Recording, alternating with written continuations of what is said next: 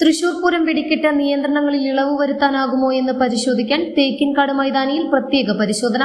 തൃശൂർ ജില്ലാ collector, peso അധികൃതർ, city police commissioner എന്നിവർ സംയുക്തമായാണ് പരിശോധന നടത്തിയത്. സ്വരാജ് റൌണ്ടിൽ ഫയർ ലൈനിൽ നിന്ന് 60 മീറ്റർ അകലെ നിന്ന് വെടിക്കെട്ട് കാണുവാനുള്ള സാധ്യതയാണ് സംഘം പരിശോധിച്ചത്. നിലവിൽ 100 മീറ്റർ ദൂരത്ത് നിന്നാണ് വെടിക്കെട്ട് കാണുന്നത്. ഇത് 60ലേക്ക് ചുരുക്കുന്നതോടെ സ്വരാജ് റൌണ്ടിൽ എവിടെ നിന്നും വെടിക്കെട്ട് കാണാനാകും.